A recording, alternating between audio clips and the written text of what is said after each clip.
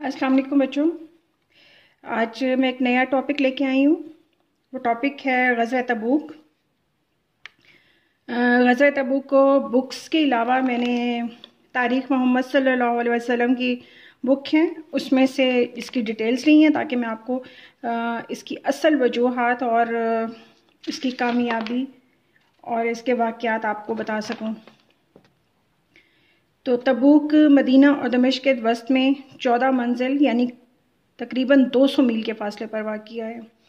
और ग़ज़वा तबूक रजब 9 हिजरी 9/8 यानी 9 अक्टूबर 630 में इसका ये वाक़या हुआ था। ये जंग हुई थी और जो कि किस तरह कामयाबी और से इसकी वजूहात पे हम थोड़ा गौर करेंगे। आज रात को इत्तला मिली कि कैसर ने सरिया मोता का बदला लेने के लिए शाम की सरहद पर फ़ौजी तैयारियां शुरू कर दी हैं और शाम में एक भारी फ़ौज जमा की है जिसमें लहीम, जुज़ाम और गुस्सान के तमाम अरब कबाइल शरीक हैं। फ़ौज में साल भर की तनख्वाहें पहले तकसीम कर दी गई हैं और इनका मुकदमा तुल हब्श बिलकायल तक पहुंच गया है। शाम के कप्ती सौदागर मदीना में आते जाते रहते थे। उन्होंने भी खबर दी कि रूमियों ने शाम में लश्कर जरार जमा किया है और ये खबरें तमाम अरब में फैल चुकी थी। रूमी मदीना पर हमला करने की तैयारियां मुकम्मल कर चुके हैं। आज़ सल्लल्लाहु अलैहि वसल्लम ने कैसर रोम के साथ शाम जाकर मुकाबला करने का ऐलान कर दिया और मुसलमानों के लिए एक नाजुक मौका था कि कहते साली शदीद गर्मी का ज़माना था। मुसलमानों की माली हालत अबतर थी। खजूर के पत्ते जमा करने और फसल काटने का वक्त करीब था। सवारियों और रस्द का इंतज़ाम भी मुश्किल था। लेकिन फिर भी इस ऐलान जहाद ने मोमिनीन के वलवले और अज़्म हिम्मत को बढ़ा दिया। मुनाफिकीन के नफाक का पर्दा चाक हो गया और इनकी हिम्मत पस्त हो गई। ऊँटों पर कई कई आदमी बारी बारी सवार करते थे। इस पर गर्मी की शिद्दत, पानी की किल्लत, रास्ता दुश्वार, सफ़र तूफ़ानी, मगर सहाबा कराम ने जज्बा ईमानी के साथ इन सोबतों और मुश्किलात का बर्दाश्त किया। हज़रत ने सहाबा कराम को राह जहाद में अपनी दौलत खर्च करने और बार बर्दारी के साथ जानवर मुहैया करने की तरगीब दी। इस पर लोग ज़्यादा से ज़्यादा माल लेकर हाजिर हुए। सबसे ज़्यादा हज़रत अबू बकर सिद्दीक़ रज़ियल्लाहु अन्हु ने अपना तमाम माल सरमाया 40,000 दरहम हाजिर खिदमत कर दिए और अपने बच्चों के लिए सिर्फ अल्लाह और उसके रसूल को छोड़ाया हूँ। हज़रत उमर ने अपना निस्फ़ फरमाया हाजिर कर दिया। हज़रत अब्दुर्रहमान बिन औफ ने 200 औकिया चांदी और आसिम बिन अदी ने 17 बस खजूर पेश की। हज़रत उस्मान ने एक तिहाई लश्कर को पूरे साजो सामान के साथ लेस कर दिया।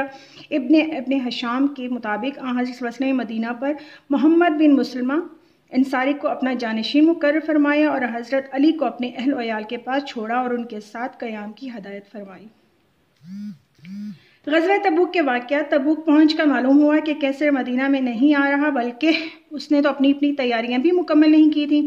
हजूर अचानक गैर मुतवक्का तौर पर उनके सर पर जा पहुंचे। यही आपका हमेशा से असलूब जंग था। चुनांचे आप इस इक़दाम से कैसर को मरूब कर दिया। ये लोग 200 मील की मसाफत तय करके किस सूरत के साथ पहुंच गए हैं, इनका मुकाबला मुश्किल है। ग़ज़वा तबूक में लश्कर इस्लाम की कामयाबी। हज़रत सल्लल्लाहु अलैहि वसल्लम ने खालिद बिन वलीद को 400 मुजाहिदीन के साथ हुक्मरान इक़दर के खिलाफ रवाना किया और आखिर खालिद बिन वलीद की शजाअत व बहादुरी और ने इस अतात कबूल कर ली। खालिद बिन वलीद ने इसको कत्ल से पनाह देकर हज़रत सल्लल्लाहु अलैहि वसल्लम की खिदमत में पेश कर दिया।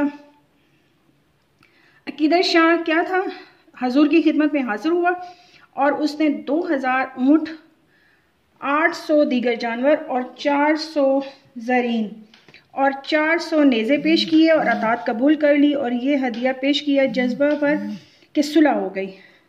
इसका भाई दोनों वापस चले गए। इसी दौरान में यूहन्ना बिन रोबा हाकिम ने अतात कबूल करके जज्बा देना कबूल कर लिया और अहले روح نے بھی صلح کر لی اور جذبہ دینا قبول کر لیا گیا۔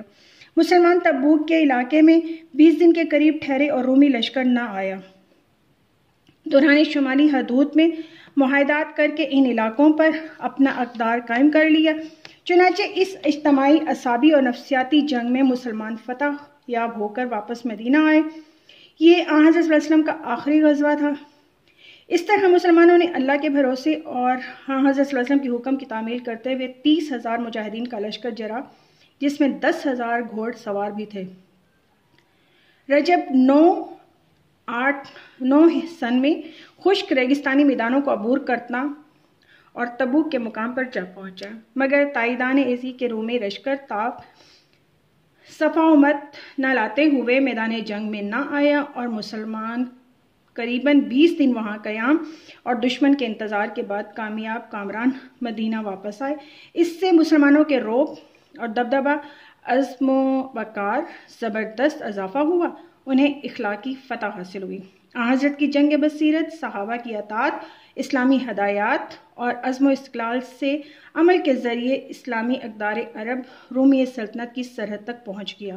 تمام بڑے بڑے عرب قبیلے جو رومی حکومت کے ماتحت تھے، بغیر کسی دباؤ کے اسلام قبول کر کے مسلمانوں کی فوج کا حصہ بن گئے اور شام کی فتح کا آغاز ہو گیا۔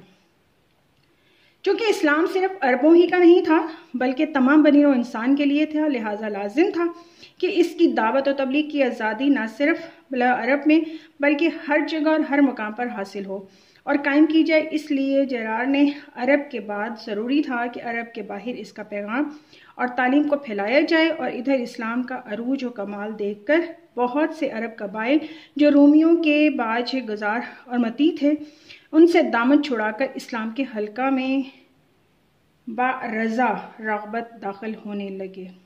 یہ تھا غزوہ تبوک میں لشکر اسلام کی کامیابی کا ذکر۔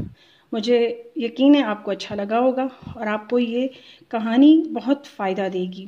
کب تک؟ فرسٹ ایئر سیکنڈ ایئر تک آپ کو اس کا فائدہ دے گی۔ جزاک اللہ۔ اللہ حافظ۔